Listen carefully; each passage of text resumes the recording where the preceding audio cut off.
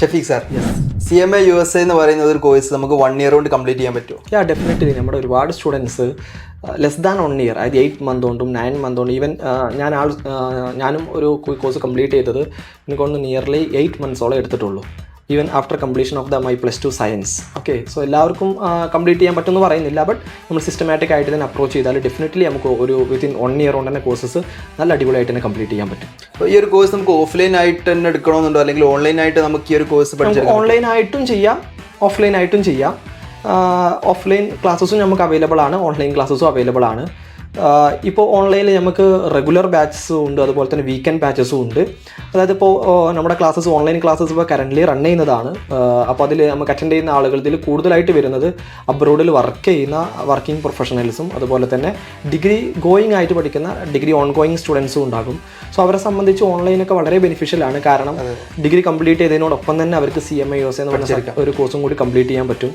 സാധാരണ കുട്ടികളിൽ കണ്ടുവരാനുള്ള trend degree പഠിച്ച് കഴിഞ്ഞിട്ട് പിന്നെ 1-2 വർഷം ഇതിലോട്ട് സ്പെൻഡ് ചെയ്യുക എന്നുള്ളതാണ്. അപ്പോൾ അവർക്ക് ഏജ് അത്രയും നഷ്ടപ്പെടുകയാണ്. അപ്പോൾ ഇതിനെ സംബന്ധിച്ച് ഡിഗ്രി കംപ്ലീറ്റ് ചെയ്യുന്നതിനോടൊപ്പം തന്നെ അവർക്ക് CMA കൂടി കംപ്ലീറ്റ് ചെയ്യാൻ പറ്റും.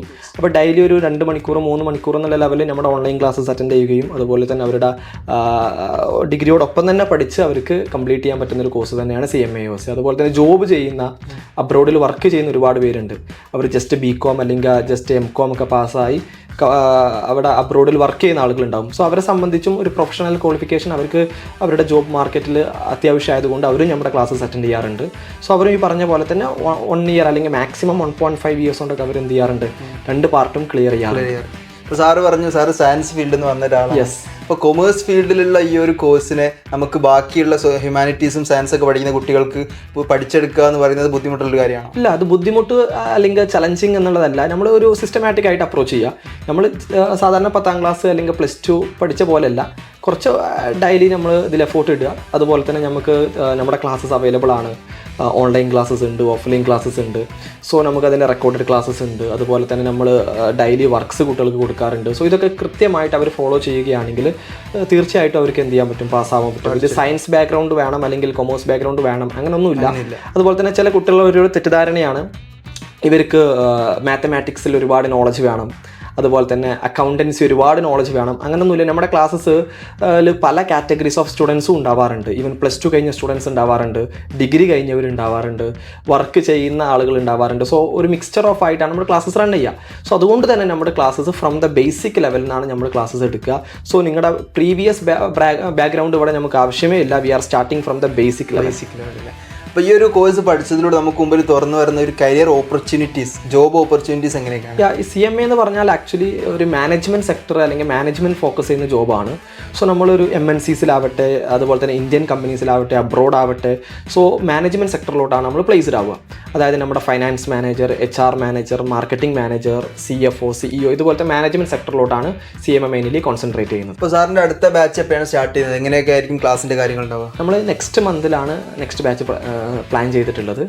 സോ ക്ലാസ്സസ് നമ്മൾ പറഞ്ഞ പോലെ തന്നെ റെക്കോർഡഡ് ക്ലാസ്സസ് ഉണ്ടാകും, അതേപോലെ തന്നെ ലൈവ് ക്ലാസ്സസ് ഉണ്ടാകും, ഡൗട്ട് ക്ലിയറൻസ് ഉണ്ടാകും, എക്സാമിനേഷൻസ് ഉണ്ടാകും, ഫൈനൽ മോക്ക് എക്സാംസ് ഉണ്ടാകും, ഫൈനൽ റിവിഷൻ ക്ലാസ്സസ് ഉണ്ടാകും. അതായത് ഒരു സ്റ്റുഡൻറ്റിന് പാസ്സാവാൻ വേണ്ടത് എന്തെല്ലാമാണോ അതെല്ലാം പ്രൊവൈഡ് ചെയ്തിട്ട് നമ്മളും അവൻ പാസ്സാവുന്ന നമുക്കും കോൺഫിഡൻ്റ് ആണ്, അവനക്കും കോൺഫിഡൻ്റ് ആയിട്ട് നമ്മൾ അവൻ എക്സാംസിലോട്ട് വിടുള്ളൂ. ക്ലിയർ. അപ്പോൾ അത്രയും നമ്മൾ ഫിൽട്ടർ ചെയ്തിട്ടാണ് ഫൈനൽ എക്സാംസ് എഴുതിപ്പിക്കുക. കാരണം എക്സാമിനേഷൻ ഫീസ് കുറച്ച് എക്സ്പെൻസീവ് ആണ്. സോ അതുകൊണ്ട് തന്നെ നമ്മൾ before writing the examination we make sure that particular candidate is very eligible for the exam. So ഇത്രയും സ്റ്റെപ്സിലൂടെ കടന്നു പോയിട്ടായിരിക്കും അവൻ എക്സാംസ് എഴുതുക. അതുപോലെ തന്നെ നമ്മുടെ ക്ലാസ്സസ് ലൈവ് ക്ലാസ്സസും ഉണ്ടാകും, അതിനോടൊപ്പം തന്നെ റെക്കോർഡഡ് ക്ലാസ്സസും ഉണ്ടാകും.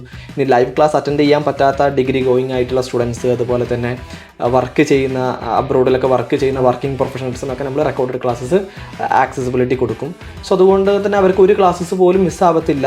സോ അവർക്ക് എന്തെല്ലാം സപ്പോർട്ട്സ് ആണോ നമുക്ക് ചെയ്ത് കൊടുക്കാൻ പറ്റുന്നത് അത് എക്സ്ട്രീം ലെവലിൽ നമ്മൾ ചെയ്ത് കൊടുക്കും. കാരണം നമുക്കും കുട്ടികളെ പാസ്സാക്കുക എന്നുള്ളതാണ് നമ്മുടെ ഇൻറ്റൻഷന്. സോ അതിന് എന്തെല്ലാം വേണോ അതെല്ലാം നമ്മൾ മാക്സിമം ലെവലിൽ നമ്മൾ ചെയ്ത് കൊടുക്കും. ഇപ്പോൾ സാറിൻ്റെ ഒരു എക്സ്പീരിയൻസിൽ ഈ ഒരു കോഴ്സ് മാർക്കറ്റിൽ ഇത്രയും ഡിമാൻഡഡ് ആവാനുള്ള കാരണം എന്താണ്? ഡിമാൻഡഡ് ആവാനുള്ള മെയിൻ റീസൺ എന്ന് വെച്ചാൽ ഷോർട്ട് ഡ്യൂറേഷൻ എന്നുള്ളതാണ്. അതായത് വിത്തിൻ 1 year കൊണ്ട് തന്നെ ഞാൻ പറഞ്ഞ പോലെ തന്നെ ഈ കോഴ്സ് നമ്മൾ നല്ല സിസ്റ്റമാറ്റിക് ആയിട്ട് അപ്രോച്ച് ചെയ്യുകയാണെങ്കിൽ നമുക്ക് വളരെ നല്ല രീതിയിൽ കംപ്ലീറ്റ് ചെയ്യാൻ പറ്റും.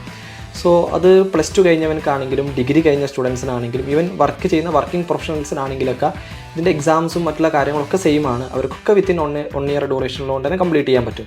സോ നിങ്ങൾ ജസ്റ്റ് മറ്റുള്ള മീൻസ് ഡിഗ്രീസോ അല്ലെങ്കിൽ മറ്റുള്ള കോഴ്സസോ കമ്പയർ ചെയ്യുമ്പോൾ definitely it will take A duration of around 3 to 4 years. So ആ ഒരു ടൈം നമുക്ക് ഇതിലോട്ട് വരുന്നില്ല എന്നുള്ളതാണ്. വിത്തിൻ 1 ഇയർ കൊണ്ട് തന്നെ നമുക്ക് ഇത് എന്ത് ചെയ്യാൻ പറ്റും, കംപ്ലീറ്റ് ചെയ്യാൻ പറ്റും.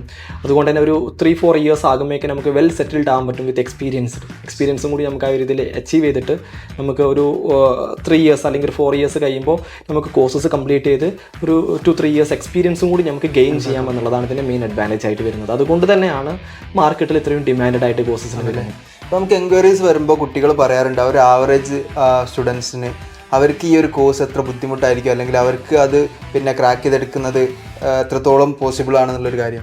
ഇത് ആവറേജ് സ്റ്റുഡൻസ് നമുക്ക് ക്ലാസ്സസിൽ അറ്റൻഡ് ചെയ്യാറുള്ള നമ്മുടെ ഓഡിയൻസ് ഒരു 90% ആളുകളും ആവറേജ് തന്നെയാണ്. അതായത് കുറേ കാലങ്ങളായിട്ട് മീൻസ് ഈ ഒരു പഠിക്കുന്ന സിസ്റ്റത്തിൽ നിന്നും വിട്ടു നിന്നിട്ട് ജോബ് ചെയ്യുന്ന ആളുകളും അതേപോലെ തന്നെ ഡിഗ്രി ഗോയിങ് ആയിട്ട് പഠിക്കുന്നവരും +2 കഴിഞ്ഞവരൊക്കെ ഉണ്ടാവാറുണ്ട്. സോ അതുകൊണ്ട് തന്നെ നമ്മൾ എക്സ്പെക്ട് ചെയ്തിട്ടാണ് നമ്മൾ ക്ലാസ്സസ് ഡെലിവർ ചെയ്യുക. സോ നമുക്ക് നമ്മുടെ മുന്നിലിരിക്കുന്ന കുട്ടികൾ എല്ലാവരും ഒരു ബേസിക് 0 ലെവലാണെന്ന് നമ്മൾ കണ്ടറിഞ്ഞിട്ടാണ് ക്ലാസ്സസ് എടുക്കുക. അതുകൊണ്ട് തന്നെ ആ ഒരു ടെൻഷൻ കുട്ടികൾക്ക് ആവശ്യമില്ല. കാരണം we are starting the classes from the basic level.